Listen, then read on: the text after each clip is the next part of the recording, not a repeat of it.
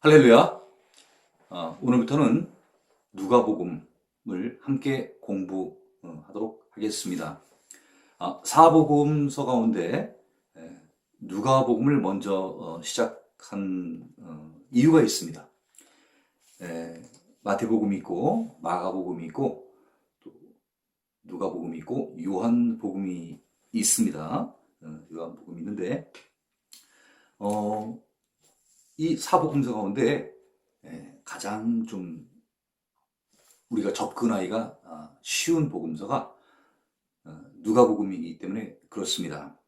누가복음을 지은 저자 누가는 의사입니다. 또 역사가입니다. 또 그리고 사도행전의 저자이기도 합니다. 그리고 또 이 누가는 무엇보다도 헬라 출신의 이방인입니다. 그래서 성경 66권 가운데에서 유일한 이방인 성경 기록자가 바로 누가입니다. 유튜브를 시청하시는 우리 성도 여러분 가운데 아버지나 어머니가 히브리인이 계십니까? 그냥 궁금해서 물어보는 겁니다. 무슨 말을 하고 싶냐면은 우리 대한민국에서 기독교인이 된 분들은 아마 대부분이 한국 국적을 가지고 있는, 다시 말해서 부모님이 다 한국 분이신 그런 분들이실 것이라고 생각이 됩니다. 그래서 우리는 어떻게 따지면은 양분법으로 봤을 때 구약시대 히브리인이냐 아니냐로 봤을 때는 우리는 분명히 이방인입니다. 그래서 마태복음 같은 경우는 그 자기의 같은 혈통인 그 히브리인, 유대인들을 위해서 이 복음서를 썼습니다. 그래서 우리 이방인들이 접근하기에는 읽고 이해하기에는 좀 어려운 부분이 있습니다. 그리고 또 이 누가는 이 역사가 있기 때문에 이 복음서를 순서적으로 잘 나열해 놓았고요. 그 다음에 이 누가복음은 또 세례 요한의 탄생과 예수님의 탄생을 비교적 잘 기록해 놓았을 뿐만 아니라 예수님의 탄생, 또 예수님의 죽음, 예수님의 부활, 승천까지의 예수님의 전 생애에 걸쳐서 설명되어진 성경은 이 누가복음이 유일하다 할 정도로 세계의 그 공간복음 가운데에서도 가장 잘 기록되어 있기 때문에 구약시대에 어떻게 보면 이방인과 같은 우리 대한민국에서 태어나시고 또 신앙을 이제 갖게 되신 분들, 그래서 신앙생활을 쭉 하고 계시고 또 이제 새롭게 신앙생활을 하시고자 하시는 분들에게는 누가복음이 제일 그래도 쉽게 우리가 접근할 수 있는 그런 복음서입니다. 그래서 누가복음을 먼저 시작하고자 합니다.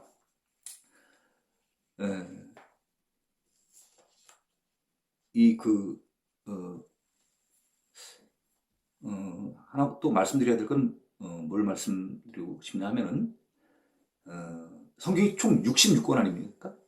66권을 막 빨리 막 한꺼번에 이렇게 다 외우고 막 성경 공부해가지고 단시간 내에 막 정복하려고 하는, 다 하려고 하는 이런 것보다는 그냥 꾸준하게 하루에 한 장씩이라도 이렇게 꾸준하게 나가시는 게 성경을 이해하고 성경을 정복한다고 얘기할까요? 성경을 좀 정복하는 좋은 길이라는 것을 말씀드리고 싶습니다. 저는 이제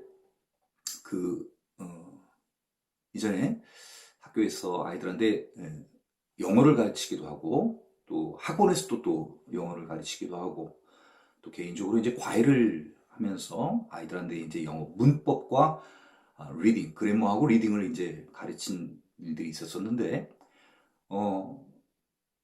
그 문법서 같은 경우도 보통 한 50과 정도가 됩니다. 50과요. 그래서 뭐 비동사, 해부동사라든가 뭐 조동사, 그죠? 그 다음에 뭐 부정사, 이런 여러 가지 파트가 있습니다. 네, 그 파트가 있는데 그 파트를 한꺼번에 절대 여러 개를 같이 할 수는 없습니다. 꼭 나가는 하루에 분량이 있어요. 하루에 분량이. 네. 예를 들어서 1교시에 할 수 있는 분량이라는 게 있다는 거예요. 45분이면 45분, 50분이면 50분에 걸쳐서 그 아이들한테 가르쳐 주게 되면 그 아이들이 소화할 수 있는 능력이 그냥 고작 그 1시간.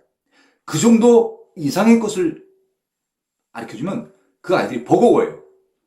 그래서 저는 성경을 이렇게 한 장씩 같이 공부할 테니까 너무 큰 욕심 있으시면 욕심 내려놓으시고 그냥 저와 함께 쭉 우리 영어 리딩하듯이 쭉 본문 읽고 또 그 본문에 대한 내용들, 그렇죠? 한 절이면 한 절에 대한 그 내용들, 나오는 단어들이라든가 이런 것들을 필요하다면 제가 설명을 드리고, 그 1절에서 나오는 중요한 것들이 있으면 제가 중요한 것들을 이제 언급해서 말씀을 드리고, 이렇게 해서 이제 1절부터 끝절까지 이렇게 나가도록 그렇게 하겠습니다. 자, 누가복음 1장 1절부터 나가겠습니다. 우리 중에 이루어진 사실에 대하여, 네, 우리 중에, 우리는 이전에 나오는 바로 목격자라고 볼 수 있는데요. 일단 지나가겠습니다. 1절이요. 우리 중에 이루어진 사실에 대하여 어떤 일이 이루어졌다는 거예요.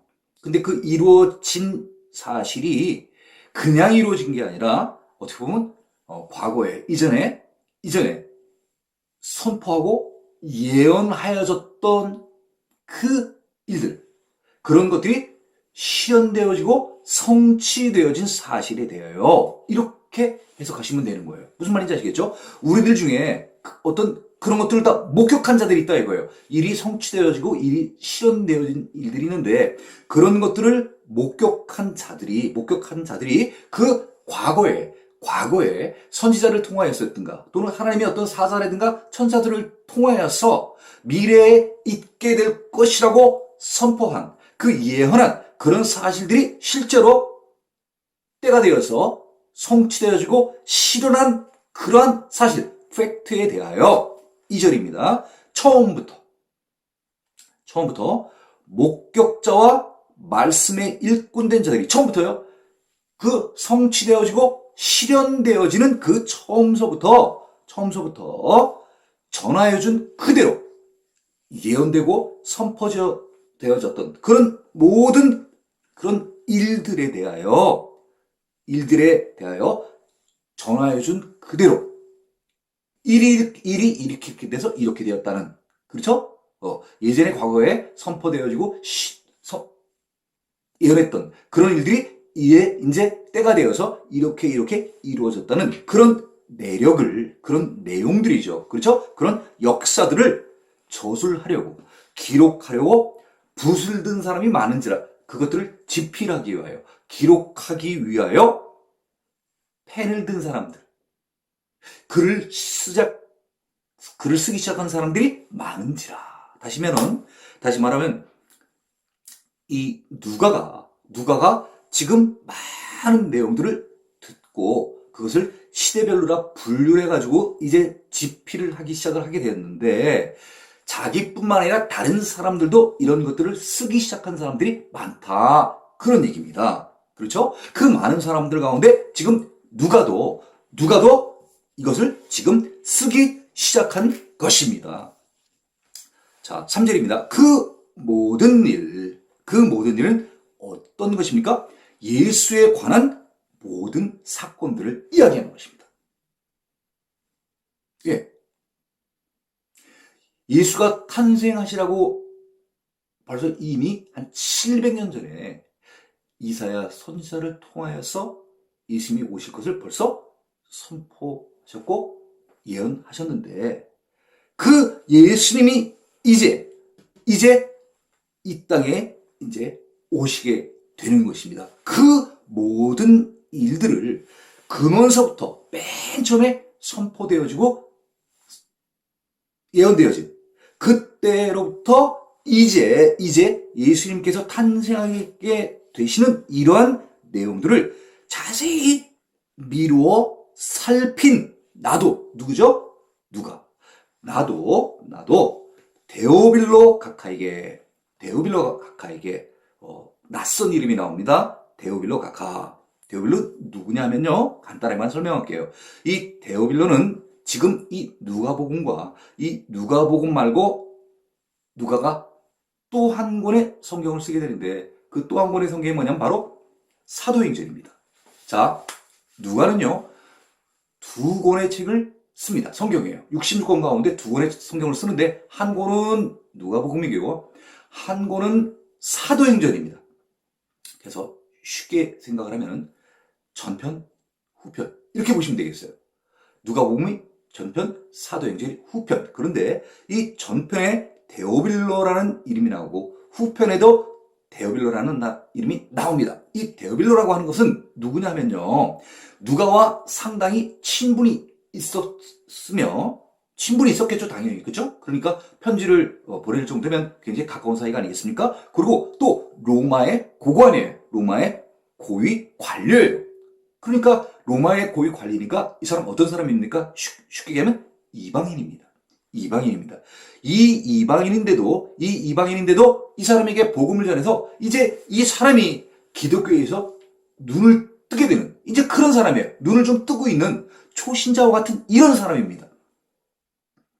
그 사람에게 이제 예수님이 어떤 분이신가 하는 것을 누가가 그 데오빌로에게 요새 말로만 뭐죠? 전도하는 거예요. 전도. 누구에게요?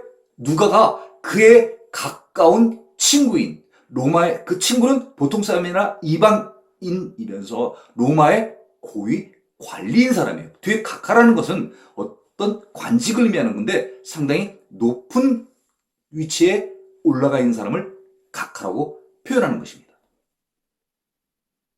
자, 그러면 전도를 하는 사람이 누구예요? 누가? 전도 받는 사람은 누구예요? 데오빌로예요. 그러면 똑같이 우리가 어떤 사람에게 예를 들어서 전도를 해야 된다고 한다면, 지금 이런 누가가 하는 것처럼 이런 방식으로 전도를 해야 되는 게 맞습니다. 누구나 예수 믿으세요. 예수가 누구예요? 예수 믿으면 천국 갑니다. 천국이 어디예요? 그런 데가 있나요? 아니, 굉장히 궁금해할 거 아니에요. 그럴 때 과연 우리가 예수님이 누구다, 천국이 어떤 곳이다 하는 것을 우리가 말로 설명하는 것도 중요하지만, 쉽게 말하자면 이 누가복음을 그분에게 알려드리는 거예요. 그분한테 누가복음을 가르쳐주는 거예요. 그래야 그 사람이 알죠. 말로 하는 것보다는 서로 이 누가복음에 대해서 그 전도할 분에게 이걸 한 장 한 장씩 시간 날 때마다 가르쳐 드리는 것이 가장 좋은 전도 방법이에요. 그러면 이 새로 믿게 되는 그 전도받는 분이 신앙이 흔들리질 않아요. 왜요? 말씀 위에 굳건히 서 있기 때문에. 자, 진도로 가겠습니다. 그래서 예수님에 관한 모든 내용들을 다 이제 검토를 한 누가도 데오빌로 가카에게, 나의 친한 친구에게 차례대로는 게 뭐예요? 역사적인 순서대로, 과거 것서부터 현재에 이르는 내용까지 쭉 시대순으로, 연대순으로, 과거, 현재, 미래 이런 시간적인 순서대로 써 보내는 것이 좋은 줄 알았노니, 여러분들 한번 이 얘기를 한번 생각해 보십시오. 누가가 전도를 데오빌로에게 할 때, 어떻게 하면 전도를 잘할 수 있을까? 이렇게 생각을 했더니 예수님에 대한 내용들을 순서대로 써 보내는 것이 좋겠다는 것을 알았다는 거예요. 그러면 오늘날 같은 경우에는 굳이 편지를 써가지고 보낼 필요까지는 없지 않습니까? 그렇죠? 뭐 유튜브 방송을 권면해 주는 방법도 있고, 그렇죠? 네. 여러 가지 오늘은 다양한 전달할 수 있는 채널들이, 내용들이 많아요. 그런 것들을 그분에게 알려주고 그분이 그것을 통해서 이런 내용들을 알게 하는 것. 그게 좋은 줄 알았다는 거예요. 사실 교회에 가면 궁금한 것들이 너무나 많잖아요. 갓 초등학교에 입학하는 그 어린 아이가 이제 자기가 들어가는 초등학교에 대해서 참 궁금한 것들이 너무나 많은 것처럼 갓 이제 기독교에 입문하는 이런 초신자들에게는 궁금한 것들이 너무나 많은 거예요. 그런데 그 너무나 많은 궁금증들을 제대로 충족을 시켜주느냐? 그렇지 못한 경우들이 많습니다. 이들에게 있어서 궁금한 것은 사실은 어떻게 보면 어디에서 주차 봉사를 하느냐, 어디에서 주방 봉사를 하느냐, 이런 것들보다는 도대체 예수님이 누구실까가 가장 중요한 거예요. 구원이 뭘까? 천국이 뭘까? 이게 정말 궁금한 거예요. 그래서 이 누가가 좋은 것을 알았다는 거예요. 뭐라는 거예요? 역사 순서적으로 자기 친구한테 이런 것들을 알려주겠다는 게 좋겠다는 것을 우리는 누가가 알았다는 거예요.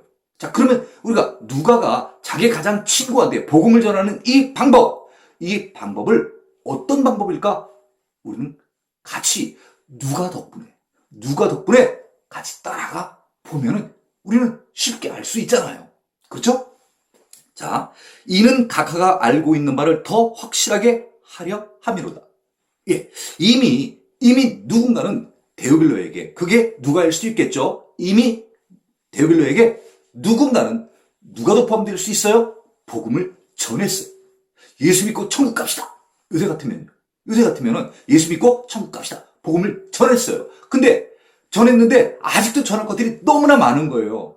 그렇죠? 그런데 너무나 많은 것을 전달하기에는 이 데오빌로가 감당할 능력이 안 되는 거예요. 우리 초등학교 애한테 인수분해라든가 이런 것들을 가르쳐주면 그 애가 감당하겠어요? 감당 못해요.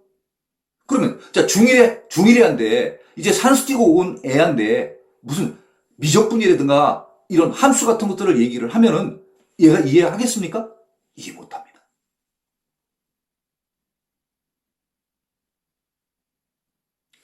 조금씩 이해의 폭을 넓혀나가는 거예요. 자, 이제 한 번은 전했어요. 근데 이제 더 확실히 전하기 위하여 이 글을 써서 편지를 보내는 겁니다. 자, 5절입니다. 유대왕 헤롯 때 아비야 반열에 제사장 한 사람이 있었으니, 이 제사장 반열은 다윗 왕 시대 때 성전을 지키기 위하여 다윗 왕이 준비를 하면서 성전에서 봉사할 제사장들의 임무, 해야 할 일들을 제사장 반차라는 제도를 통하여서 만들어 놓은 것입니다. 총 24반차입니다. 24반차. 그 24반차 가운데에서 1년 한 52주 되나요? 1주씩 2차. 그러면 몇 주 하는 거예요? 1주씩 2차. 2주 하는 거예요. 그러면 24 곱하기 2면 248, 2는 4, 한 48주니까 거의 비슷하죠? 그렇게 해서 돌아가면서, 요새 순번으로 따지면 뭐 쉽게 로테이션, 그죠? 순번으로 이렇게 돌아가면서 성전에서 봉사하게끔 만든 거예요. 그때 다윗 왕이 만든 그런 반열 가운데서 그 또 다른 것들이 어떤 것이 있냐면 제사장의 반열이 있고요. 찬양 혹은 성가대, 오늘날로 따지면요. 찬양 성가라는 성가대 반차가 있고요. 또 성전의 문을 지키는 문지계 반차가 있었습니다. 네, 문지계 반차가 있었습니다. 그 아비야 반열에 제사장 한 사람이 있었으니, 제사장 성전에서 봉사하는 사람입니다. 성전에서 봉사하는 사람입니다. 봉사하는 사람이 제사장이 있고 레위 사람이 있는데, 어떤 제사장이 레위 사람보다 높고 낮은 그런 문제가 아니라 서로 하는 일 자체가 좀 다릅니다. 제사장은 제사장이 해야 될 일이 있고, 레위 사람은 레위 사람이 해야 할 일이 있는 것입니다. 제사장 한 사람이 있었으니 이름은 사가랴요.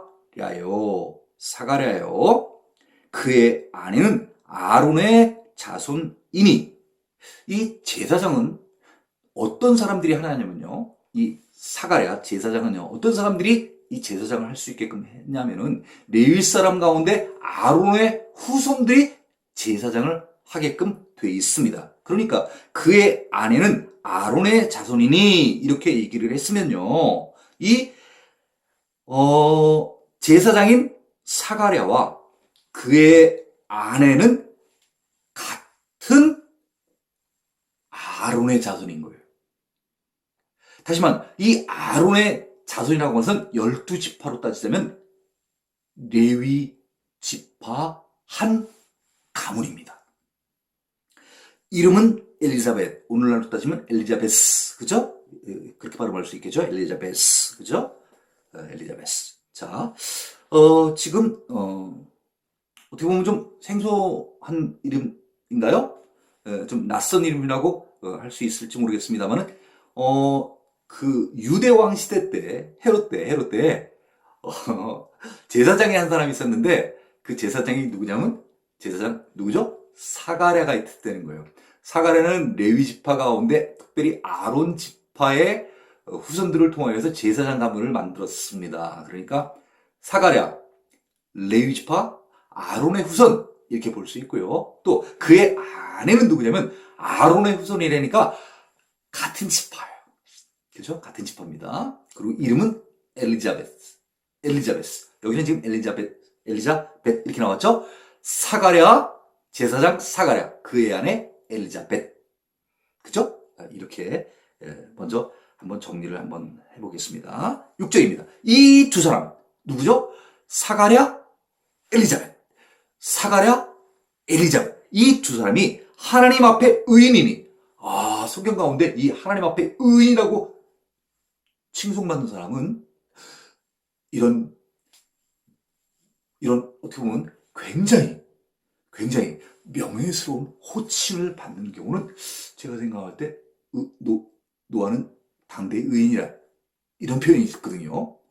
와, 정말 이 사가랴하고 엘리자벳은 정말 그 시대에 상당히 의롭게 사는 사람인가 봅니다. 의롭게 산다는 게 뭐예요? 오늘날 따지면요, 의인이라고 하는 것은 righteous 이렇게 얘기를 하거든요. righteous, 의로운. 그죠? 앞에가 R-I-G-H-T, right, 바르다, 그런 뜻이에요. 반대는 뭐죠? right의 반대말 wrong, 틀린, 그런 뜻이에요. 이 두 사람의 삶이 세상 기준으로 보든 하나님의 신앙의 기준으로 보든 잘못된 삶, 그릇된 삶이 아니라 항상 바른 삶. 우리 초등학교 때 바른 생활이라는 책이 있지 않습니까? 바른 생활. 생활을 어떻게 떼는 거예요? 바르게 떼는 거예요. 그게 뭐예요? 라이트한 거예요. 그게 라이트한 거예요. 그런데 이 지금 두 사람, 사가랴하고 엘리자벳이 하나님 앞에, 코라면 돼요. 하나님 앞에, before the Lord, 하나님 바로 앞에, 하나님 앞에 의인이었다는 거예요. 하나님 그런 보시기에 그들이 야, 이들 참 생활이 바르다. 요새 말로 하면은 바르게 신앙생활을 잘하고 있구나. 이런 코멘트를 받은 거예요.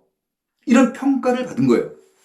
자, 주의 모든 계명과 규례들 하나님께서 그의 백성 이스라엘에게 지키라고 명령하셨던 그 계명과 규례를 흠이 없이 행하였더라. 행하였더라는 것은 뭐라는 거죠? 지켰다는 것입니다. 그 해야 할 것들을 다 행했다는 것입니다. 예, 말씀에는 어떤 것들이 있습니다. 어떤 것들이 있습니까? 행해야 될 것을 행하고 행하지 말아야 될 것은 하지 말아야 되는 것입니다. 두 가지 간단해요. 신앙생활하기 어떻게 보면 아주 간단해요. 하라는 거 하면 되고 하지 말라는 거 안 하면 되는 거예요. 근데 반대로 하는 경우가 있어요. 하지 말라는 거 하는 사람이 있고 하라는 거 안 하는 사람이 있어. 그러니까 우리는 그냥 그것만 잘 생각해가지고 간단하게 생각해서 그냥 하라는 거 하고 하지 말라는 거 안 하면 되는 거예요. 그게 어떻게 사는 거예요? 그게 바른 생활인 거예요. 틀린 거는요, 반대로 사는 삶인 거예요. 자, 7절입니다. 엘리사벳이 잉태를 못하고, 임신을 못한다는 거예요. 임신을 못한다는 거예요. 그들에게 자식이 없고, 임신이 안 되는데 어떻게 자식이 있겠어요? 그쵸? 자식이 없고, 두 사람의 나이가 많더라. 이 제사장이 아직 제사장을 아직도 하고 있나 봐요. 이제 뒤에 나오게 됩니다만은, 미리 지금 말씀을 드리면은, 제사장의 나이는 보통 50이 되면 우리 요새로 따지면 정년입니다. 명퇴? 이렇게 그만두는 거예요. 그만두는 거예요. 그러니까 이제 벌써 이제 50 가까이 다 됐나 봐요. 나이가 많았다 하는 얘기는 이제 정년퇴직할 때가 다 됐으니까 뭐 48, 49 이 정도 아마 되지 않을까 싶고 또 엘리자벳도 그 남편의 나이에 아마 좀 비슷한 그런 나이지 않았을까 하는 생각이 드는데 그러면 상당히 나이가 많은 거겠죠. 이스라엘 사람들은 결혼들을 일찍 하지 않습니까? 만약에 뭐 20대 결혼을 한다고 하면은 한다고 치면은 거의 뭐 한 2, 30년 가까이 지금 된 그런 상황인데 임신이 안 되는 거예요. 임신이 안 되니까 아이가 없는 그런 상황입니다. 8절입니다. 마침 사가랴가 그 반열의 차례대로 아비야 반열의 제사장이라고 얘기를 했지 않습니까? 아직도 현직인가 봐요. 그죠? 예비군이 아니라 아직도 그래도 일할 수 있는 나이인가 봅니다. 예, 거의요. 예. 그래서 하나님 앞에서 제사장의 직무를 행할세. 직무는 영어로 duty, 의무 이렇게 보시면 될 것 같아요. 제사장이니까 제사장이 하는 원래 그 아론 후손의 그들은 제사장직이 되는데 그 제사장은 성전에서 이제 그 봉사를 하는 게 이들의 이제 의무죠. 레위 사람들도 똑같죠. 같은 의무죠. 이들이 누가 높고 누가 낮은 거는 없어요. 누가 낮은 건 없습니다. 교회에서 똑같아요. 장로나 안수 집사나 뭐 서리 집사나 누가 높고 낮고 이런 그건 없어요. 그런 건 없습니다. 단지 장로님은 장로님이 왜 그만큼 서리 집사를 거치고 그죠? 또 안수 집사를 거치고 교회에서 많은 생활들을 하셨기 때문에 또 교회에서 많은 생활을 하다 보니까 교회에 대해서 아시는 것도 많고 당연히 성경에 대해서 또 훨씬 많이 공부들을 하지 않습니까? 그래서 교회에 대해서 많이 알고 성경에 대해서도 이제 공부를 많이 했기 때문에 그 장로님 정도 되시면은 그 장로님이 교회에서 해야 할 일은 그 오래 경험한 일들에 대해서 하실 수 있는 일들이 따로 있는 거예요. 서리 집사는요. 이제 갓 신앙생활을 하기 시작한 지 얼마 안 됐기 때문에 이 사람이 교회에서 봉사할 수 있는 일은 아주 제한적인 일인 겁니다. 그렇죠? 네. 그래서 어떤 교회에서의 어떤 일을 하는 데 있어서 경험이 있고 또 이제 경험이 많지 않은 같이 신앙생활을 한 이런 경우, 이런 사람들이 해야 할 일들이 좀 다를 수밖에 없는 거죠. 그렇죠? 단지 그 차이지, 누가 더 지위가 높아서 이쪽에, 뭐 요새 말로 이 표현은 좋진 않습니다만, 뭐 갑의 자리에 처하고, 이쪽에 을의 자리에 처하고, 이런 거 전혀 아니에요. 이런 거 전혀 아닙니다. 자, 9절입니다. 제사장의 전례를 따라, 아까 제사장의 전례라는 게 뭐예요? 1년에 1주씩 2차로다가 성전 봉사를 돌아가면서 로테이션으로 이렇게 하게끔 돼 있는데, 제비를 뽑아. 같은, 아비아 반열 사람들끼리 이제 일을 하기 위해서 성소에 모였는데, 모여서도 또 해야 할 일들이 또 나눠지지 않습니까? 그럴 때 공평하게 제비를 뽑아서 주의 성전에 들어가서 분향하고, 어떻게 보면 이 분향하는 것은 제사장 고유의 임무입니다. 분향하는 것은 고유의 임무입니다. 번제단은 이 성소의 바깥에 있고, 이 분향단은 이 성소 안에 있습니다. 그 성소 안에서도 더욱더 중요한 법궤가 있는 것을 우리는 지성소라고 합니다. 그래서 성소, 그래서 영어로는 holy place 이렇게 얘기합니다. 지성소는 the most holy place 이렇게 얘기합니다. 거룩한 곳 가운데에서도 아주 거룩한 곳, 그걸 갖다가 지성소 이렇게 얘기합니다. 제사장이 이제 자기의 고유 임무인 성소에 들어가서 이제 분향을 하고, 10절 모든 백성, 거기는 제사장이 들어갈 수 있으니까요, 분향하러. 그렇죠? 나머지 사람들은 그 분향하는 시간에 밖에서 기도하더니, 오늘날로 따지면 담임 목사님이 강대상에 올라가서 십자가를 향하여 무릎 꿇고 기도를 드리게 되면은, 우리 일반 성도들은, 강대상 이쪽에 일반 성도들은 거기에 서서 혹은 앉아서 우리 담임 목사님이 하나님을 향하여 기도하실 때 우리도 같은 마음으로 중보해서 기도를 드리지 않습니까? 그런 것을 연상해 보시면 좋을 것 같습니다. 그래서 지금 사가랴 제사장이 분향을 하고서 이제 들어갔습니다. 나머지 일반 백성들은 그 분향하는 그 시간에 밖에서 기도하더니 같이 중보 기도하는 것이죠. 그렇죠? 네, 그렇죠? 요새로 따지면 뭐죠? 국가와 민족을 위하여. 그죠? 네. 온 세계의 복음화를 위하여. 그죠? 그 다음에 우리 교회를 위하여. 그죠? 또 맨 마지막엔 각자 자기 바라는 것들을 기도하는. 그죠? 그런 어떤 시간을 갖게 되는 것입니다. 11절입니다. 주의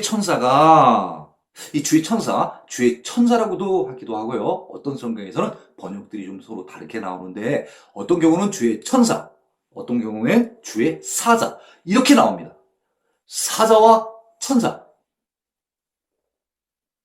사자 그러면 뭐 동물로 우리 생각하는, 그런 사자 아니에요. 그런 사자 아닙니다. 하나님이 보내신 자를 얘기하는 것입니다. 그래서 주의 사자와 주의 천사는 똑같습니다. 영어로 똑같아요. 엔젤이에요. 엔젤 그러면 우리는 뭐라고도 표현하기가 쉽나요? 사자보다는 천사가 낫죠? 그죠? 이야기가 우리가 천사가 훨씬 쉽잖아요. 그럼 그냥 엔젤로 생각을 하세요. 이 천사는요, 우리가 경배하는 경배의 대상이 아니에요. 우리의 경배를 하는 우리의 대상은 하나님이세요. 단지 이 천사는 하나님의 심부름을 하는 종이에요. servant. 종이에요, 종. 심부름꾼. 그러면 너무 그거나요? 심부름하는 사람도 좀 이상하나요? 그냥 심부름하는 종이라고 생각합시다. 자, 한번 다시 용어 정리하겠습니다. 자, 주의 사자와 주의 천사는 똑같다. 천사는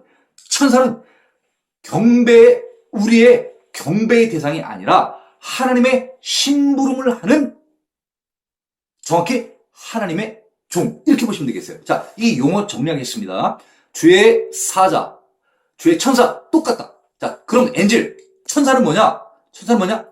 경배의 대상이 아니라 하나님의 심부름을 하는 종. 이렇게 머릿속에 갖고 계시면 될 것 같습니다. 자, 11절입니다. 자, 그럼 주의 사자, 주의 천사가 그에게 나타나. 그는 누구죠? 지금 이 성소에 들어가 있는 사가랴 제사장에게 나타나 향단 우편에 선지라. 네, 분향단 우편에 지금 서 있다는 거예요. 12절. 사가랴가 보고 누굴 봤다는 거예요? 주의 천사, 주의 사자, 우편에 서 있는 주의 천사를 본 거예요. 아니, 여기는 나밖에 지금 안 들어와 있는데, 여기에는 분양하려고. 그런데 거기에 누가 있는 거예요? 주의 사자가 거기 있는 거예요. 주의 천사가 거기 와 있는 거예요. 그랬더니 놀라며, 깜짝 놀라죠. 분명히 들어올 때 같이 안 들어오고 자기만 들어왔는데, 네? 누가 거기 있는 거예요. 얼마나 깜짝 놀라겠어요. 그리고 무서워하니, 무섭겠죠. 그죠? 무서워하니 13절입니다. 천사가 그에게, 여기 또 천사로 나오죠. 똑같아요. 11절에 주의 사자나 13절에 천사나 똑같아요. 혹시 이 시청하시는 우리 성도분들, 네? 이거 헷갈리지 마십시오. 나는 헷갈렸어요. 이런 거 성경 볼 때. 아니, 사자와 천사가 다른가? 아니야. 다르지 않아요. 11절에 나오는 주의 사자와 13절에 나오는 천사는 똑같아요. 우리 영어로 뭐라고요? 엔젤. 자, 그러면 그 주의 천사가 그에게 이르되, 누구예요? 사가랴에게 이르되. 뭐라고요? 이렇게요. 자, 직접 어법으로 얘기를 합니다. 사가랴여, 무서워하지 말라. 사가랴가 보기에도 좀 떨었나 봐요. 그쵸? 그러니까 천사가 왔을 때는 너 떨고 있니? 그죠? 너 떨고 있구나. 아는 거예요. 부들부들 떠니까. 여러분들 같으면 안 뜨시겠어요? 난 갑자기 주의 천사가 나타나면 난 떨릴 것 같아요. 에? 누구세요? 막 이럴 것 같아요. 그죠? 누구세요라는 말까지 나올지 모르겠습니다. 너무 무서우니까. 자, 천사가 이렇게 얘기하는 거예요. 사가랴야. 아니, 천사는 어떻게 이름도 다 알아야. 삭개워야 내려오라 하는 것처럼. 아니, 어떻게 천사가, 아니, 누가 이름 가르쳐줬어? 천사는 알아. 뭘요? 사가랴의 이름. 그래서 사가랴야, 무서워하지 말라. 무서워하는 거 알아요, 몰라요? 아셨어. 보고도 아는 거예요. 부들부들 떠니까. 놀리지 말라는 거예요. 무서워하지 말라는 거예요. 자, 너의 간감이 들린지라. 아니, 사가랴가 아까 기도는 분명히 대표기도 나가서 했을 텐데, 사가랴가 도대체 무엇을 기도했을까? 무엇을 소원했을까? 무엇을 간구했을까? 궁금하잖아요? 그 뒤에 바로 답 나와요. 자, 사가랴가 도대체 들어가서 무엇을 간구했길래 천사가 지금 너의 간구함이 들린지라. 아니, 도대체 천사가 무엇을 들었을까? 볼까요? 내 아내 엘리사벳이 내게 아들을 낳아주니. 자, 뭐요? 아들을 낳아주니. 지금 사가랴가 지금 간구한 게 뭐라는 거예요? 아들.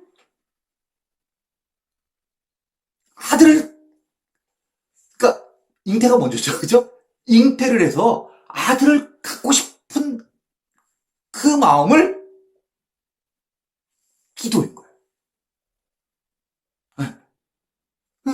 내 아내 엘리사벳이 내게 아들을 낳아주니. 그러니까 이 사람이 기도한 게 뭘 기도했겠어? 내 아내 엘리사벳이 잉태하여 아이를 낳게 해주시옵소서. 이거 기도한 거예요. 특별히 제사장 가문이니까 아들 낳아달라고 그랬어요? 딸 낳아달라고 그랬어요? 아들 낳아달라고 그랬겠죠. 네? 집안을 이어야 되니까 제사장 가문을 이어야 될 거 아니에요. 그렇죠? 근데 이 사람들이 나이가 많다는 거예요. 그죠? 근데 나이가 많은데도 불구하고 어떻게 됐다는 거예요? 계속해서 기도를 했나 봐요.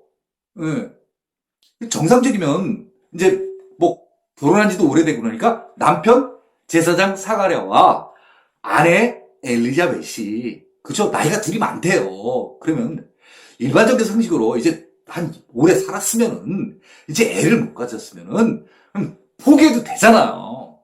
그죠? 아유 이제 하나님이 안 주시나 보다 이렇게 생각을 해도 되는데 이 사가랴하고 엘리사벳은 포기하지 않았다는 것을 지금 우리가 알 수 있는 거예요. 왜요? 너의 간구함을 내가 들었다는 거예요. 근데 그 간구함이 뭐라는 거예요? 내 아내 엘리자벳이 아들 갖기를 원했다는 거 아니겠어요? 그래서 이 천사가 지금 내 아내 엘리자벳이 내게 누구에게요? 사가랴에게 아들을 낳아 주리니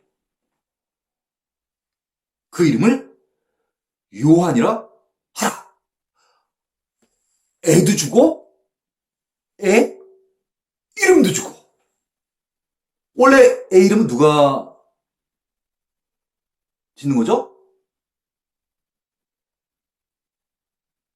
우리 권사님 계시죠? 권사님 이름 누가 지셨어요? 한번 생각해봐요. 또 오래돼가지고 기억도 안 나요 하시는 분 계십니까? 저는 저의 이름 저희 아버지가 지셨어요. 뭐 어려운 거 없습니다. 그죠? 내 이름 누가 지었냐 이거예요. 네? 아직 내 이름 누가 지은지 모르시는 분 계십니까? 네.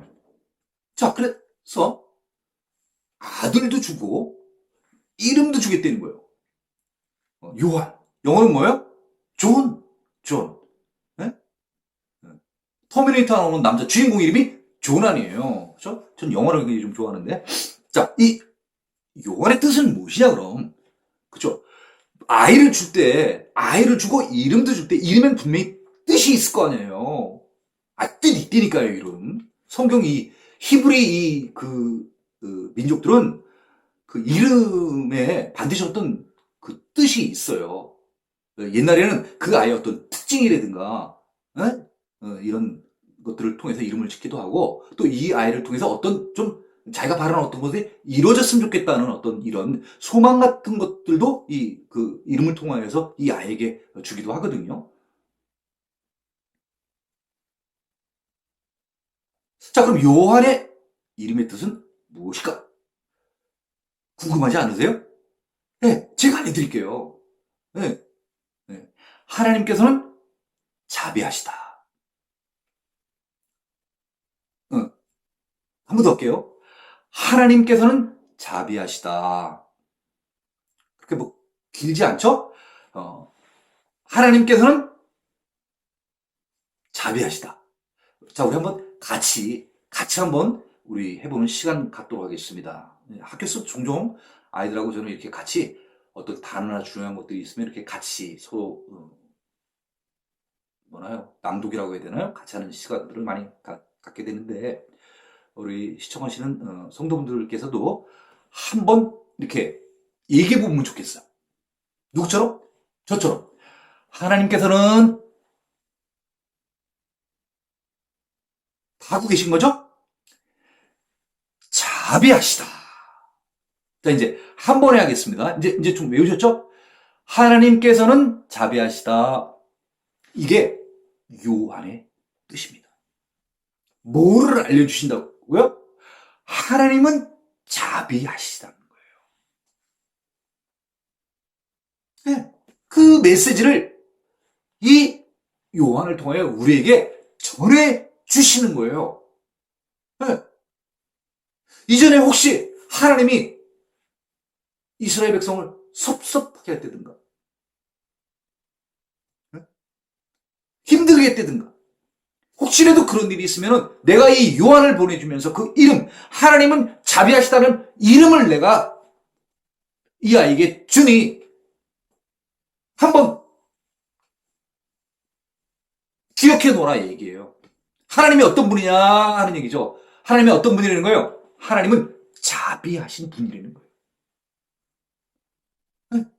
또 뒤에 들어가지만 뒤에도 나옵니다. 하나님은 어떤 분이라는 걸? 하나님은 긍휼히 여기시는 분, 불쌍히 여기시는 거예요. 누구를? 우리를. 그러니까 하나님은 우리에게 자비를 베푸시는 거예요. 하나님은 우리를 긍휼히 여기고 불쌍히 보시기 때문에 하나님이 우리에게 자비를 베푸시는 거예요. 자비는 영어로 mercy입니다. mercy. 하나님의 두 가지 속성이 있습니다. 하나님의 두 가지 속성, 본문에 없습니다만 잠깐만 한번 언급만 하고 가겠습니다. 하나님의 한쪽은요, 공의와 정의가 있습니다. 뭐요? 공의와 정의. 또 하나님의 한쪽은 뭐가 있습니까? 하나님의 사랑과 하나님의 은혜가 있습니다. 이것을 마치 천칭에 있어서 좌우가 공평히 이렇게 있어야 되는 것처럼, 맞추는 것처럼, 공평을 맞추는 것처럼 하나님께는 이 두 가지가 같이 공존하는 것입니다. 이게 하나님의 속성이에요.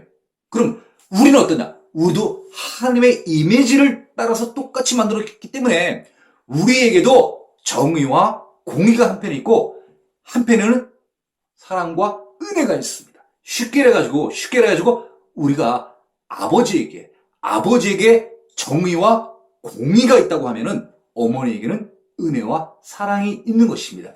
한 가정이 잘 다스려지기 위해서는 이 두 가지가 반드시 서로 치우치지 않고 서로 이게 천칭처럼 공평해야 되는 거예요. 너무 아이를 정의와 공의로 다스리면 이 아이가 주눅이 들어요. 또 아이를 한없이 은혜와 사랑으로만 키우면 이 아이는 버릇이 나빠집니다. 영국 속담에 매를 아끼면 아이를 망친다는 속담이 있습니다. 지금은 물론 시대가 바뀌어서 아이를 매로 다스릴 수는 없습니다. 그렇지만 이 두 가지는 아이를 키우는 데 있어서 또는 우리가 신앙 생활할 때도 꼭 필요한 것입니다. 뭐라고요? 한쪽에는 하나님의 공의, 하나님의 정의, 한편에는 하나님의 은혜, 하나님의 사랑, 정의와 공의가 있기 때문에 하나님께서는 이스라엘 백성들이 죄를 범하면 참으실 수가 없는 거예요. 그래서 벌을 줘요. 벌을 주면 이스라엘 백성들은 어때요? 벌 받으니까 너무 싫은 거예요. 힘들어요. 그러니까 뭐예요? 막 하나님께 또 기도하는 거예요. 기도하니까 또 하나님의 뭐가 흔들리는 거예요? 하나님이 은혜와 갖고 있는 사랑을 자극하는 거예요. 도와달라고. 그러니까 또 하나님은 뭐가 있어요? 하나님은 은혜와 사랑이 있어요. 그러니까 어떻게 해요? 사사시대 같으면 사사를 보내서 그들을 구원해줘요. 구원해줍니다.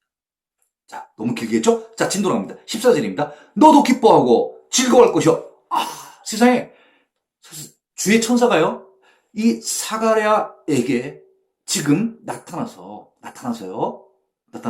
뭐를 지금 얘기하고 있습니까? 사가랴에게 그토록 너희 두 사람이 간구하고 소원하고 기도했던 아들을 줄 것이라는 거예요. 그 아들의 이름은 요한이라고 지으라는 거예요. 하나님은 자비하시다.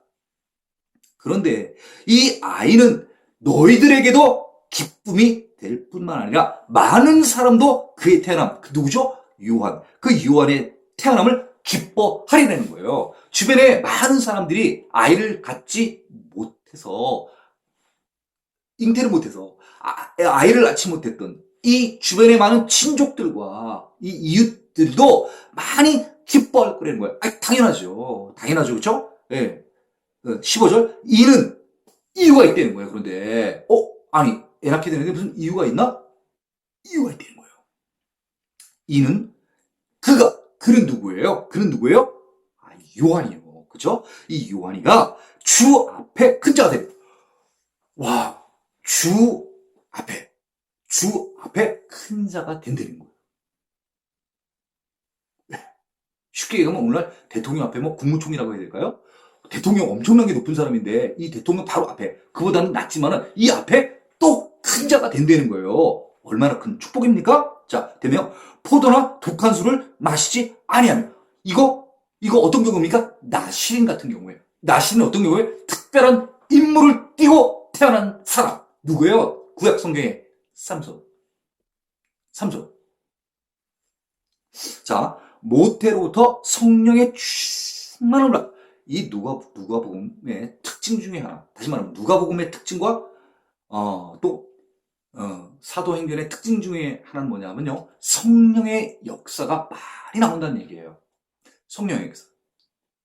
예수님을 어떻게 낳게 되죠? 성령의 잉태로 인하여 예수님을 낳게 되지 않습니까? 사도행전에 교회가 어떻게 탄생하게 되죠? 성령이 임하셔서 마가의 다락방에 성령이 임하셔서 교회가 탄생하게 되지 않습니까? 예수님의 탄생이 뭐로 탄생이 되는 거예요? 성령님으로. 교회의 탄생이 뭐로 이루어지는 거예요? 성령님의 역사로. 성령의 역사예요. 그래서 흔히 사도행전이라고도 이야기지만 우리는 사도행전을 뭐라고 또 이야기합니까? 성령 행전. 이렇게 얘기합니다. 자, 성령의 충만함을 받아. 16절. 이스라엘 자손을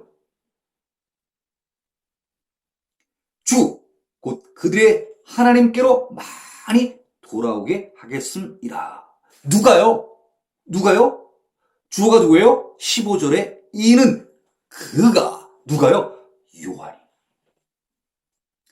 요한이 이런 일을 하게 된다는 거예요. 이스라엘 자손을 주 곧 그들의 하나님께로, 하나님이 계시는 대로 하나님 이께로 많이 돌아오게 하겠다는 거예요. 아니 누가 떠났었습니까? 떠난 자들이 있어요. 하나님을 멀리 떠났던 자들이 있게 되는데 이 떠났던 자들을 다시 돌아오게 하는 역할을 한다는 거예요. 누가요? 요한이. 17절. 그는 또 누굽니까? 요한입니다. 요한이 또 엘리야의 16, 엘리야 어떤 사람이에요? 갈멜산에서 그 수많은 가짜 선지자들과 기도했던 기도의 용사 아니에요. 그쵸? 엘리야 엄청나지 않습니까? 자, 엘리야의 심령, 엘리야의 능력, 그 능력으로 주 앞에 먼저 와서 아버지의 마음을 자식에게, 아버지의 마음, 하나님의 마음을 그 자식들, 쉽게 누구예요? 이스라엘, 구약 같으면 이스라엘 백성들. 지금 이제 시작시대라고 얘기를 하면 예수님이 오셨으니까요. 일단 이제 곧 오시잖아요. 이 시대는 누구예요? 예수 그리스도를 믿는 그 자들에게 하나님의 그 마음을 전해준다는 거예요. 내가 너희를 이만큼 사랑한다. 구약시대, 내가 너를 이만큼 사랑하니 내 말을 잘 지키면 내가 너에게 큰 복을 주겠다. 시작시대는 뭐예요? 내가 보낸 예수를 잘 믿으면 내가 너희를 천국에 보내주겠다. 뭐요? 믿으면. 이쪽은요, 지키면. 별 차이 없어요. 그렇지만 우리가 좀 이해를 쉽게 하자고 치면 구약시대는 뭐예요? 주어 얘기하는 게 율법을 지키면, 안 지키면. 이런 표현이에요. 이거 얼마나 좀 어려워요. 근데 이쪽은 어때요? 믿기만 하면 마치요.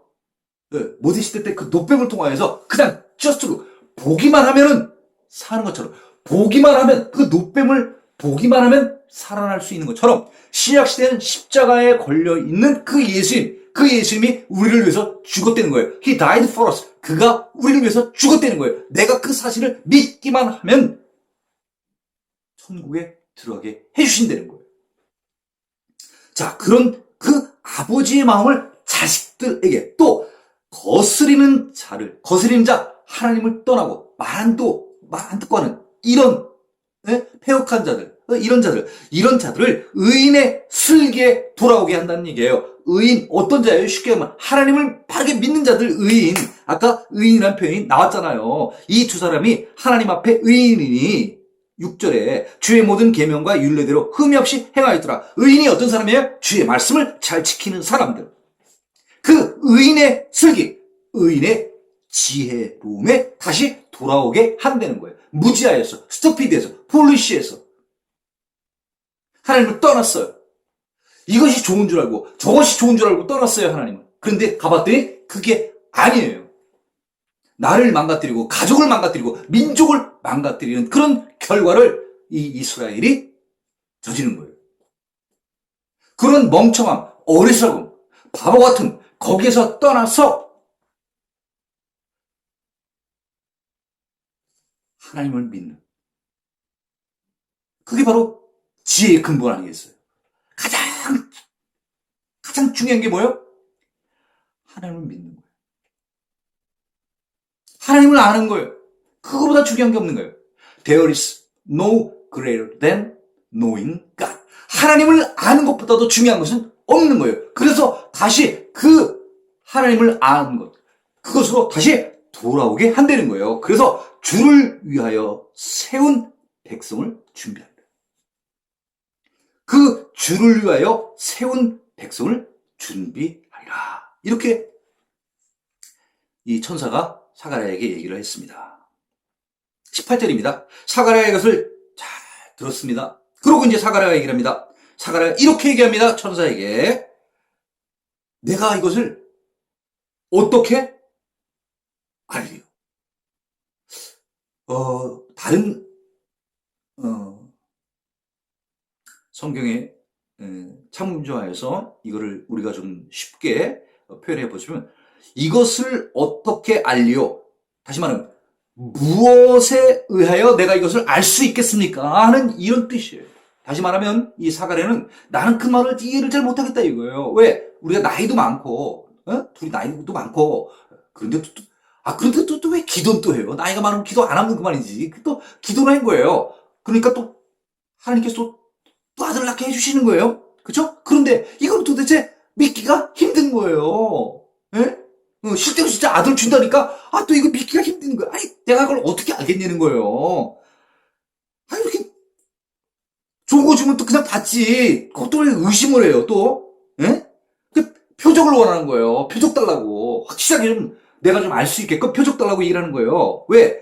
내가 늙고, 안 해도 나이가 많은 일. 그럼 기도하지 말지 왜 기도를 해요? 그 아들 달라고. 예? 그죠? 예, 그래도 갖고 싶은 생각을 있나 봐요. 그죠? 그래서 강구를 했어. 강구를 했더니 또, 좋으신 하나님, 자비하신 하나님, 은혜로우신 하나님, 사랑과 은혜가 넘치는 그 하나님께서는 이 기도, 간구, 소원을 어떻게 해요? 들으셨다는 거예요. 그죠? 자, 그러면 내가 이것을 어떻게 알 수 있겠습니까? 하고, 어떻게 보면 좀 솔직하죠? 그죠? 네. 그 대답을 했어요. 그랬더니 19절입니다. 천사가 대답하여 이르되, 자, 다시 이제 사가랴에 또 방문하니까 내가 줄게. 내가 아들 줄게. 그랬더니, 아들이요? 아들을 내가 어떻게, 우리가 나이가 많은데 우리가 애를 어떻게 낳을 수 있어요? 예? 어떻게요? 뭐 이런 거죠. 어떻게 우리가 그걸 알 수 있죠? 난다는 것을 이렇게 물어본 거예요. 그랬더니 천사가 대답을 해준 겁니다. 나는 하나님 앞에 서 있는 가브리엘이라. 가브리엘. 천사 이름이 나왔습니다. 천사의 이름. 성경에 천사 이름 두 명이 나옵니다. 한 사람은 가브리엘이라는 사람입니다. 가브리엘 천사가 나오고요. 한 사람은 미가엘이 나옵니다. 천사 이름 두 개 나와요. 그렇죠? 그래서 그 중에 한 사람, 자, 가브리엘. 가브리엘은 어떤 일은 좋은 소식 전하는 사람이에요. 소식 전하는 사람. 가브리엘이라. 이 좋은 소식이 뭐예요? 아들 주겠다는 거. 아들 낳게 되겠다는 거. 또 뿐만 아니라 아들의 이름을 요한이라고 지어라. 그죠? 그 요한의 이름은 하나님은 자비하시다. 정말 자비하신 분이죠. 그죠? 하나님의 자비가 아니면, 하나님의 은혜가 아니면, 하나님의 사랑이 아니면 어떻게 이 사가랴가 아이를 얻을 수 있겠습니까? 본인이 잘 알다시피 나이가 많은데 꽤 들었나 봐요, 나이가. 그렇지 않습니까? 네게 말하려고 사가랴에게 말하라고 보내심을 받았노라. 보내심을 받았노라. 우리 이 표현 26절에 한번 잠깐 제가 한번 읽어볼게요. 26절에 어떤 표현이냐면 여섯째 달에 천사 가브리엘이 하나님의 보내심을 받아 이런 표현이 있습니다. 자, 가브리엘이요. 이렇게 지금 사가랴 앞에 나오는 이게요. 어떻게 왔다는 거예요? 하나님의 보내심을 받았다는 거예요. 보낸 자가 누구예요? 하나님이란 뜻입니다. 보낸 자가 하나님이라는 거예요. 내가 그냥 온 게 아니라 하나님이 명령하여서 하나님의 뜻과 하나님의 마음과 하나님의 생각, 하나님의 계획, 하나님의 섭리, 그리고 하나님의 의도에 따라서 하나님이 나를 보내셨다는 거예요. 가서 아들 준다고 얘기를 하고 그 아들 이름을 요한이라고 지어라. 가서 얘기해 주려는 거예요. 저 이 기쁜 소식을. 그래서 내가 왔다는 거예요. 20절. 보라, 이 일이 되는 날까지. 이 일 뭐예요? 아들 낳는 거. 그죠? 아들 낳을 때까지 네가 말 못하는 자가 되어 능히 말을 못하리니. 사실은 이거 벙어리뿐만 아니라 귀도 먹고 귀머거리, 벙어리 다 되는 거예요. 그쵸? 자, 내가 말 못하는 자가 능히 말을 못하리니. 말을 못하, 표적 달라 그랬더니 네가 말을 못하게 될 거라는 거예요. 여러분들, 세상에서 쉬운 거 중에서 어떤 게 우리는 쉽다고 얘기를 해요? 숨 쉬는 거. 그죠? 그래서 사람들이 얘기하잖아. 뭐, 숨 쉬는 운동 잘할 수 있다고. 또, 숨 쉬는 거 못잡게 또 우리가 쉽게 잘할 수 있는 게 뭐예요? 말하는 거. 그쵸? 얼마나 쉬워요? 말하기 얼마나 쉬워요? 그쵸? 네. 일하는 게 힘들지, 뭐, 말하는 거는 뭐, 얼마나 쉽겠어요? 그런데 이 말을 못하게 된다는 거예요. 저는 이런 경험을 해본 적이 없어가지고, 네, 이게 쉽다, 어렵다, 말을 못하겠어요. 경험이 없으니까. 뭐, 경험을 해봐야 알죠. 그쵸? 네, 뭐, 다쳐가지고 손을 못 써본 경험이라든가, 뭐, 이런 것들은 우리가 흔히 살아가면서 경험할 수 있겠지만, 여러 시청자, 우리 성도분들께 중에서 이렇게 말 못하시게 되는 경우 있습니까? 근데 말이 안 나오는 거예요. 그죠? 말을 못, 그런 경우 있으시네, 이거죠. 그죠? 사가랴가 표적 달라 했더니, 천사가 이렇게, 너 표적 달라는데, 너 그러면 귀머거리, 벙어리, 너 말 못해. 이렇게 얘기를 하시는 거예요. 표적 달리니까. 표적 줬어요, 안 줬어요? 분명히 표적 줬어요. 자, 이는 내가 내 말을 믿지 아니함 이거냐. 왜 이렇게 됐다는 거예요? 표적 달리니까. 못 믿겠다니까. 표적을 줘야 믿겠다는 거예요. 예? 예. 이렇게 꼭, 그냥, 이거, 믿으면 좋잖아요. 그냥. 근데, 그걸 또, 표적을 또 달라고 그래요, 또. 그죠? 지내보면 알지. 그죠? 이는 네가 내 말을 믿지 않으니거니와 때가 이르면, 그때는 언제예요? 쉽게 얘기하면, 아이를 낳게 되는데. 진짜 그 일이 벌어지는지 안 이루어지는지. 분명히 하나님이 이 천사를 통하여서 선포했어요. 너 아이 갖게 될 거야. 그죠? 그 실현될 때 내 말이 이루어지리라. 때가 되면 내 말이 이루어지리라. 이제 아이를 낳게 될 것이다 하는 그런 얘기죠. 21절입니다. 백성들이 사가랴를 기다리며 그가 성전 안에서 지체함을 이상히 여기더라. 그죠? 예, 이런 일들이 있게 되니까 우리가 뭐 성경적으로 봤을 때는 이 천사와 사가랴가 이 한 오가는 내용들은 그렇게 길진 않아요.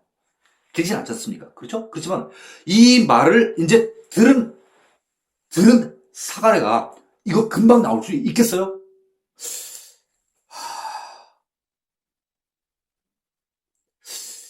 이거 내가 환상을 봤나?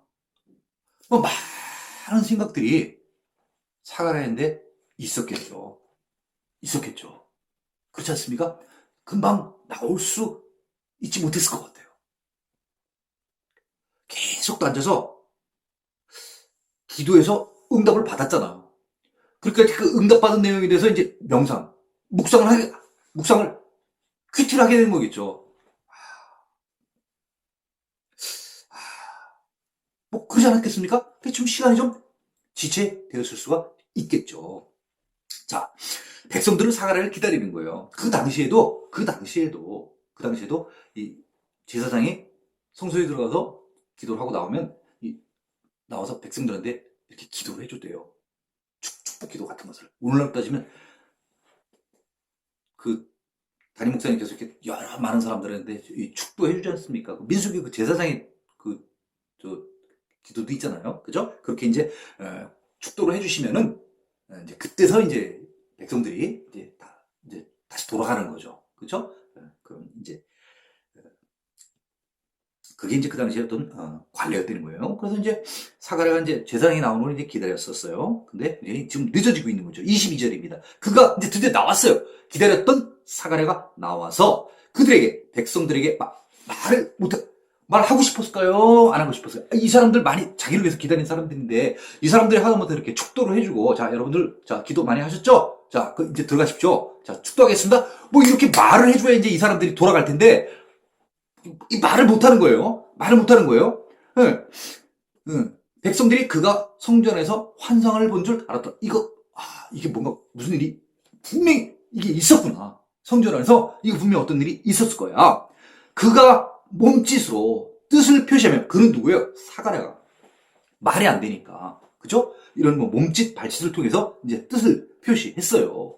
네? 그리고 그냥 말 못하는 대로 있더니 안 되는 거야. 말 못하는 대로 있더니 말을 할 수가 없다는 거예요. 아무리 애를 많이 썼겠죠. 그죠? 근데 말을 못했다는 거예요. 사실 정말로 얘기를 했잖아요. 천사가. 뭐라 했습니까? 네가 말 못하는 자가 되어 능히 말을 못하리. 말 못한다는 거예요. 그러니까 어떻게 해요? 말 못하는 대로 그냥 있는 거예요. 그 상태대로. 왜? 한번 선포가 되어졌으니까. 네. 못 믿으니까. 못 믿으니까. 그러면 이게 언제 풀릴 것 같아요? 우리 뒤에 뭐 다 알게 되겠지만은 어떻게 해야 이게 풀릴까요? 애가 나와야 이제 그때서야 사가랴가 알겠죠. 야, 진짜네. 어? 그 천사가 아주 아들 난다는데 진짜네. 불신해서 이제 진짜 믿게 된 그때가 올 때, 그때 말할 수 있게 되겠죠. 그때서야 의심이 풀리는 거 아니겠습니까? 그 직무에는 자기가 봉사해야 되는 그 듀티, 의무로 봉사해야 되는 그 날이 이제 다 됐어요. 다 다 되니 이제 집으로 돌아갔습니다. 자, 거기에 내용은 없습니다만 이 사가랴가 집으로 돌아가면 집에 누가 있습니까? 그의 아내가 있습니다. 누굽니까? 엘리사벳. 그죠? 이 엘리사벳 한데 말은 안 되는데 딱 엘리사벳 그랬을 거 아니에요. 남편 사가랴 제사장 왔어요. 이렇게 얘기를 했는데 제사장이 말을 못할 거 아니에요. 그러면 엘리사벳이 얼마나 궁금하겠어요. 아니 여보 당신 왜 말을 못해? 우리 집 같으면 이렇게 얘기할 것 같아요. 여보 왔어? 아니 여보 왜 말을 못해? 무슨 일 있어? 말을 못하는 거예요. 그럼 어떻게 하겠어요? 뭐 펜 갖고 와가지고 이렇게 쓰겠죠. 오늘 성전에서 이런 일이 있었어. 천사가 나타나가지고 나한테 아들 준다 그랬어. 옆에서 볼 거 아니야. 아들? 그대가 아들 이름도 줘줬던 거예요. 요한? 하나님께서는 자비하시다? 이렇게 쓴 거예요. 그래가지고 내가 의심했더니 나보고 벙어리 된다 그랬대. 얘기해줬겠어요? 안 해줬겠어요? 나 같으면 해요. 나 같으면 해요. 응. 아니, 이 중요한 일을 왜 얘기를 안 하겠어요? 당연히 해줘야지. 응? 얼마나 좋은 소식이에요, 그게. 애를 준다는데. 자, 이후에는 어떻게 보면요. 이후에는 어떻게 보면 사가랴와 엘리사벳이 이 하나님으로부터 이런 얘기를 듣고 합방을 한 거죠. 그죠? 그죠? 예, 육체적인 어떤 결합이 있었겠죠. 예, 애를 준다니까. 그렇죠? 자, 그의 아내 이제 엘리사벳이 아이를 갖게 됐어요. 그리고 5달 동안 숨어 있으며, 아니, 이 기쁜 일인데 왜 숨어 있을까요? 이 아이가 심상치가 않은 아이. 이 아이가 보통 애가 아닌 거예요. 네? 어떻게 보면 나신 같은 그런 아이 아니겠어요? 그러니까 이 엘리자벳이 우리 요새로 따지면 뭐를 하죠? 태교를 하지 않습니까? 아이를 갖게 되면. 그죠? 아이한테 좋은 음악, 그죠? 좋은 환경, 이런 것들을 제공을 해줌으로 말미암아 좋은 아기가 탄생될 수 있는 이런 배경들을 만들어 주지 않습니까? 예, 여기에 숨어 있으면 뭐를 했을까? 아마 요새로 따지면 찬양, 말씀 보고 기도하고 감사 기도요. 감사 찬양, 감사 기도. 그 다음에 하나님의 말씀을 계속 읽으면서 자기 자신을 경건하게 보냈겠죠. 왜? 이 아이가 보통 아이가 아니니까. 이 아이가 주 앞에 큰 자가 된대잖아. 포도주나 독한 술을 마시지 않는 나시린으로 키워야 된다는 거예요. 그리고 또 모태로부터 성령의 충만함을 받아야 된다는 거예요. 어디에서요? 모태로부터. 모태 누구예요? 엘리자벳. 엘리자벳이 성령의 충만함을 받아야 된다는 거예요. 그러니 엘리자벳이 그 말을 듣고 숨어 지내며 경건하게 어떻게 보면 지냈다는 그런 의미입니다. 그러면서 이르되 자 25절입니다. 주께서 나를 돌보시는 날에 주께서 쭉 어떻게 보면 임마누엘 하나님께서 쭉 지금까지 나와 함께 이렇게 쭉 살아왔습니다. 이 엘리자벳이 아까 얘기한 것처럼 어떤 가문이에요? 아론의 자손이에요. 아론의 자손입니다. 12지파 가운데 어떻게 보면 유다 지파도 물론 왕의 지파니까 상당히 좋은 지파입니다만 이 아론의 자손, 이 제사장 가문도 얼마나 하나님으로부터 축복받은 그런 가문입니까? 그죠? 그리고 또 6절에 나온 것처럼 이 두 사람은 하나님 앞에 의인이래요. 바르게 산 거예요. 정직하게 산 거예요. 주께서 나를 돌보시는 날에 내 인생 가운데 쭉 나를 돌이켜봤을 때 하나님이 늘 나와 함께 하셨다는 그런 의미겠죠. 그렇죠? 사람들 앞에서 내 부끄러움을 없게 하시려고 지금까지 쭉 하나님 앞에 의인으로 살고 다른 사람으로부터 어떻게 보면 내가 부끄럽지 않은 그런 삶을 쭉 지금까지 살아왔는데 단 한 가지 아이가 없었다는 거. 그게 하나 99 가운데 정말 하나가 걸리면 이 하나가 아이가 없는 것이 조금 부끄러웠는데 창피했는데 그 부끄러움을 없게 하시려고 이렇게 행하십니다. 이렇게 행하셨다는 게 뭐예요? 아들도 주고 이름도 주고 아들 누구예요? 요한의 뜻이 뭐예요? 하나님께서 자비하시다라는 거예요. 네? 얼마나 하나님이 인정이 있으신 분이에요. 얼마나 은혜가 있으신 분이에요. 사랑이 넘치는 분이십니다. 그 하나님이 그의 아들의 이름을 요한이라고 져주었습니다. 하나님께서는 자비하시다. 그 이름을 통하여서 이 엘리사벳은 하나님께 정말 감사를 지금 하고 있는 것입니다.